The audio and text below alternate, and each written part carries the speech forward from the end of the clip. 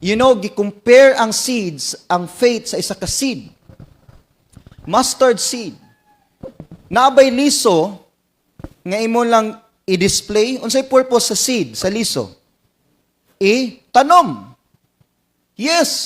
O kung magtanom ka, wa ka nagtanom para imo lang ng himuong souvenir, nag-expected ka nga mo grow.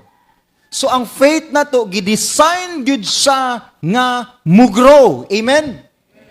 O ngunang di na to makita ang power sa atong faith, kay wala mi grow ang atong faith. And usually we think, nga ang faith is murag one time lang siyang experience ba? Kanang pray ka, Lord, please, i-answer, Lord, akong prayer. Pagkaugma, gi-answer sa Ginoo. Thank you, Lord, powerful gid ang faith. Ani ni testimony ka sa church, igsoon, powerful gid ang faith. Murabag ang faith, murag one time lang moagi. Then human anak, murag back to zero na pud ta, binuutan na pud, ampo na pud, prayer vigil na pud, hantod mo grow na pud atong faith. And then praise the Lord. Nigugma na pud murag dili na mong design sa faith. Gi-design ang faith nga dapat mo grow. Once you become a Christian, a follower of Jesus, naa na kay faith.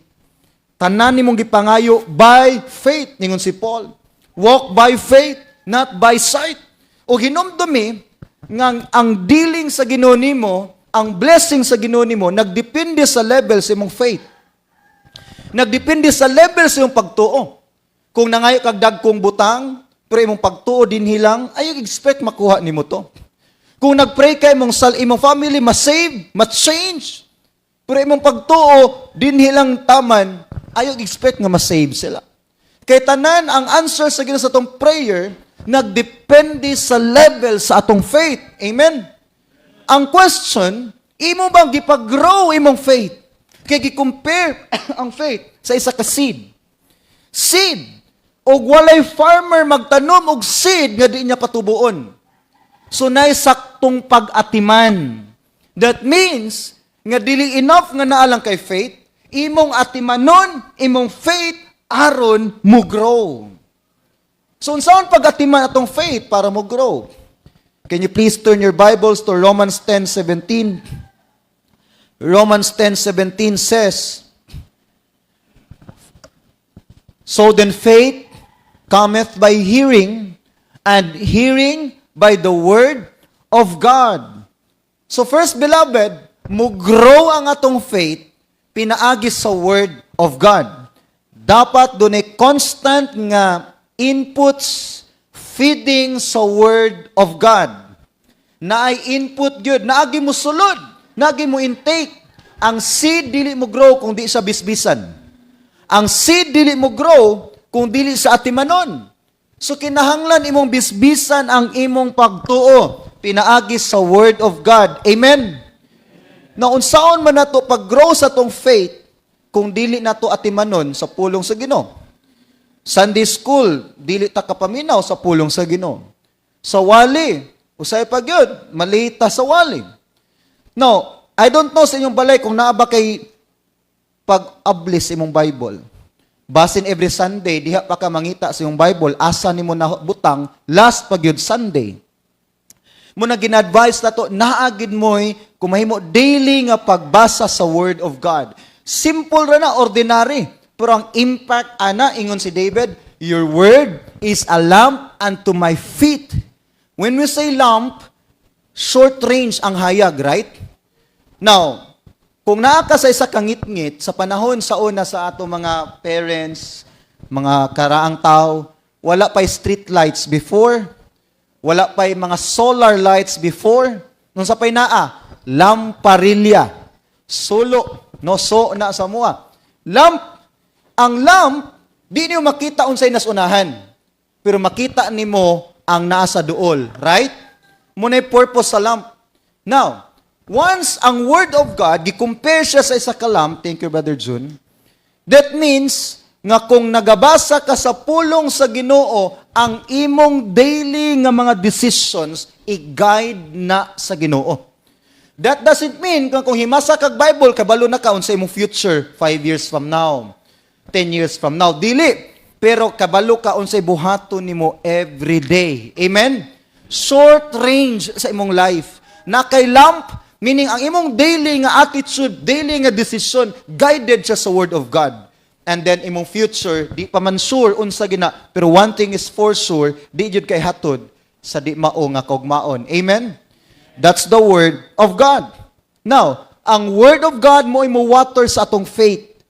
Pangutana, imo bang giatiman imong faith sa Word of God? So kung wala nimo atima sa Word of God imong faith, ayaw expect nga mo grow imong pagtuo. O kung di mo grow imong pagtuo, ayaw expect nga i-answer sa Ginoo imong mga prayers. Kaya nga atong prayers nakadepende gyud sa level sa atong faith. Munang di mo grow atong faith kay wala tay intake sa Word of God. Unsa tanawa daw? Pakana ang bata daw once a week lang. Mabuhi dili.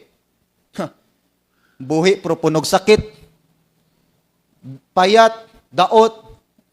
Di gid mo grow og tarong. Dili healthy. Og dili pod healthy imong faith kung once a week lang ka makadungog sa pulong sa Ginoo. That's the input. Now, let's go to the output. Dapat doon ay input and output ang atong faith. Ang input is, we need to feed with the Word of God. Ang output is, ingon si James, James 2:26. Turn your Bibles, James 2:26. Faith without works is dead. Now, first of all, ingon si James din ang pagtuo nimo nga walay buhat, dili na tinuod nga pagtuo. Dead. Ngayon kag dead, never nag-exist. Wala sukad nag-exist. Nag-assume o nag-pretend lang ka nga na kay faith, pero actually wala. Kaya ang tinuod nga faith, makita sa imong action, right? Makita sa imong binuhatan. Di ka pwede mo ingon nga limpyo ang tubig, nituo ko nga limpyo ang tubig, pero dili na ko imnon, no, wa ko'y pagtuo. Kung limpyo ang tubig, o nituo ko nga limpyo ang tubig, makitaan gid ninyo nga akong giinom, right? Kita mo nga akong giinom. Wa mo kita ganina akong giinom. That's faith. Naa kay pagtuo ug naa kay binuhatan. Now that's the output. That means nga kinahanglan ang faith di ay makita sa action. Di mo grow imong faith kung dili nimo na tagaag outputs. Hangtod di na ma-release sa imong life through actions, through good works, dili gyud mo grow ang faith. So dili di enough nga maminaw lang ta sa word, importante di ay nga makita sa atong binuhatan. Kanta nag-ingon. Obedience is the very best way to show that you believe. Doing exactly what the Lord's command, doing it happily. Diba? Obedience is the best way to show that you believe. Meaning to say, kung mitugid ka nga dunay Dios, mitugid ka nga powerful siya, o kahadlukan siya nga Dios, makita ni sa imong obedience. Amen? Now, ayaw gingon nga nito ka nga na Dios. Ayaw gingon nga mituo ka nga sa mo bless kung wa nakita sa imong obedience. Tinuod man na. And sometimes it is so easy to ingin, Lord, I love you, Lord, you're so great, you're so powerful. Ikaw ang nag-sustain, nag-provide sa tanan, pero di ka mubuhat sa iyahang command. Ang tinuod kapag tuo, dunay obedience. So if you want to check your faith, unsa na kay level sa akong faith, no? 5 years na akong Christian. 10 years na akong Christian. 20 years na akong Christian. Unsa na kay level sa akong faith? Now, ayaw tanawa sa imong achievements. Ang tinuod nga level sa imong faith, nasa level sa imong obedience. Obedience. That's the output. So, unsa ito number 1, mo grow atong faith, na input ang Word of God. Number 2, na output ang action.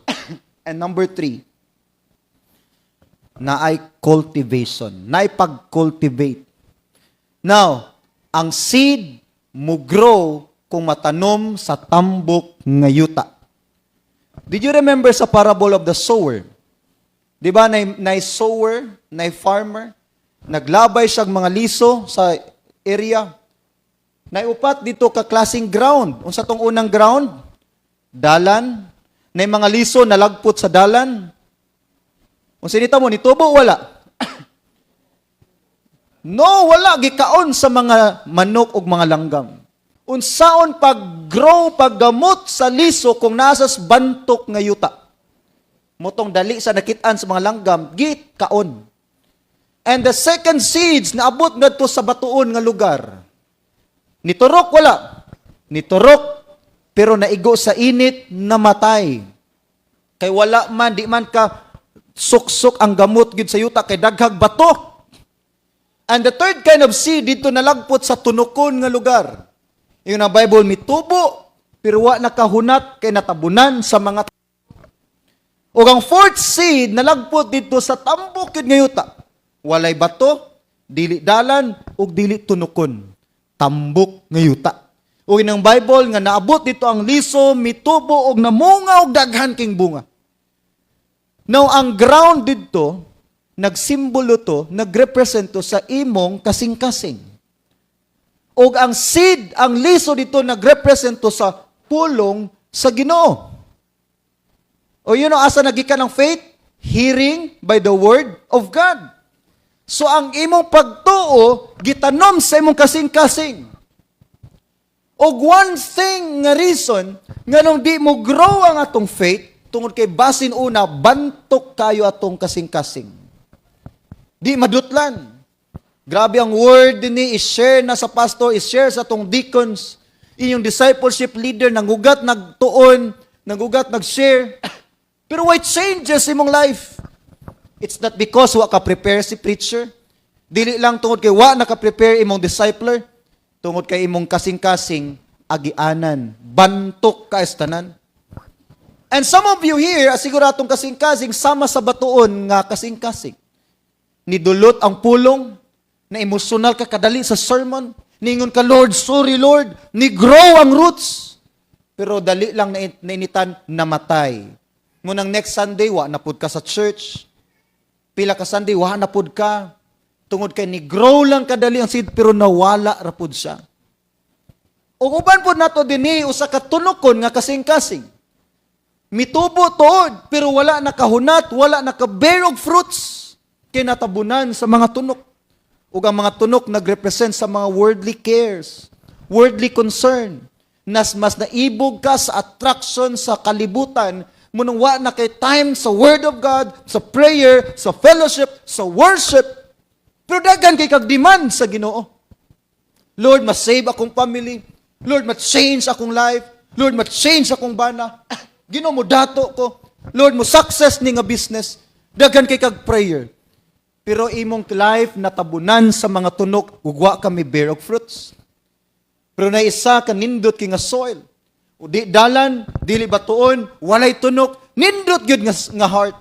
Natanom ang seed, ni grow ang seed, namungag daghan, daghan ang naka-benefit, dili lang ikaw, apil imong family, apil imong loved ones, imong neighbor, ang ubang tao, ang imong mga friends, once mo bear kag fruits, daghan gyud ang maka-benefits. Amen?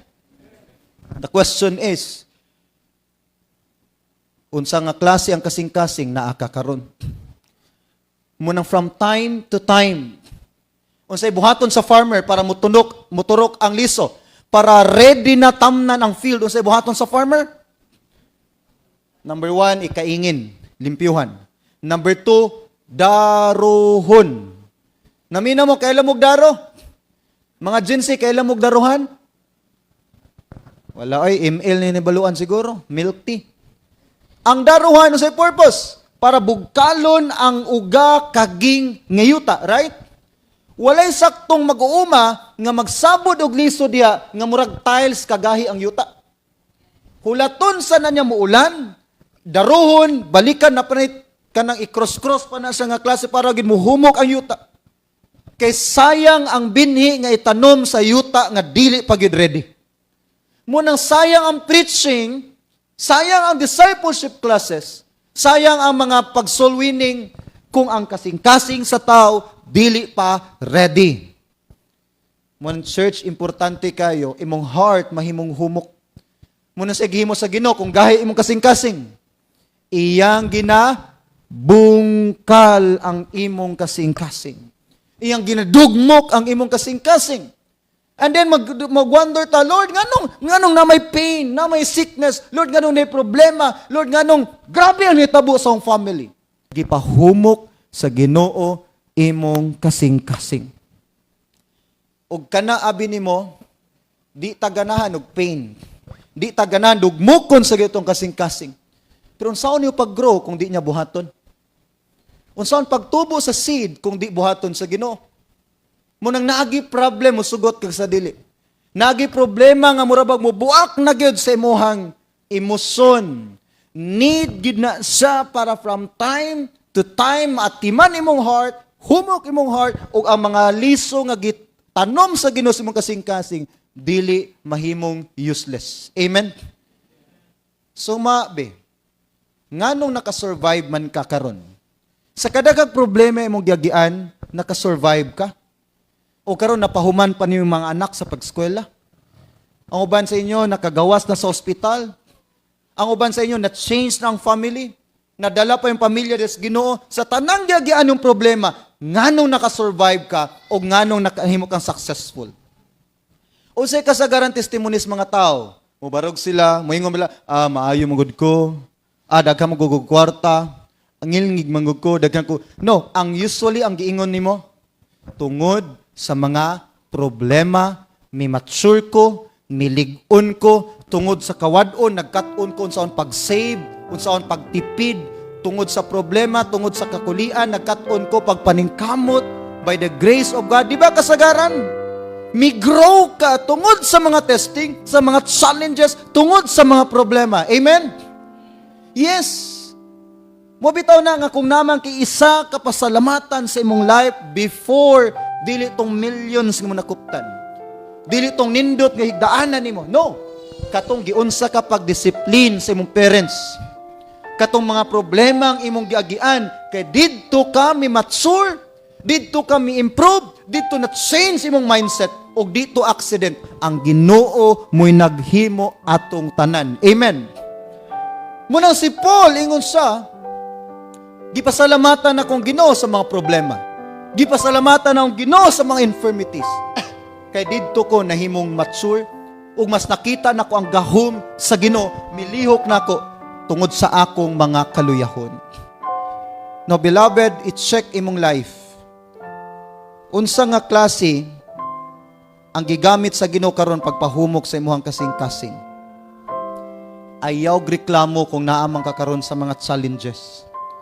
Kung mureklamo ka o kung di na buhaton man good sa Ginoo, di gyud ka mo grow. Amen? O kung di ka mo grow, di ka ka-bear og fruits. O kung wala kay fruits, di ka mahimong blessing ngadto sa uban. Unsay gingon ni Christ, mutubo ang mustard seed, mamunga, og sa gingon niya, ang mga langgam magsalag sa iyang kahoy. Tanawa ha, ni-grow ang mustard seed, dili para sa iyang kagulingon, kundi para sa benefits sa uban. And that's the purpose of your growth. Gusto sa Ginoo mo grow ka para dili para mahimo kang impressive. Ngigang ko ano? Ngigan ni. No! Para mahimo kang useful sa iyang ministry. Para mahimo kang galamiton sa ministry. That means gipag-grow ka sa Ginoo para mahimo kang blessing sa imong family, ang imong learning, imong wisdom mapasa nimo sa imong mga anak, ang imong mga advices mahatag nimo sa imong mga apo, ang imong life may mga example ngadto sa uban, unknowingly imong life na imong blessing ngadto sa ubang tao. And that's the purpose of growth. Of course, para sa kaymayan sa Ginoo. Number 2, para mahimo kang blessing sa uban. Amen. Ang hangtod di mo imong blessing imong life sa uban, wala pag yun nimo na-enjoy ang imuhang growth. Kay mailhan nimo nga namunga na ka, kay daghan na ang nagsalag sa imuhang branches. Daghan na ang nagpasalamat nimo, thank you sis, thank you brad, ikaw ang gigamit sa Ginoo, ma-save me. Thank you sis, thank you brad, ikaw ang gigamit sa Ginoo, ma-change me, madala akong family sa Ginoo.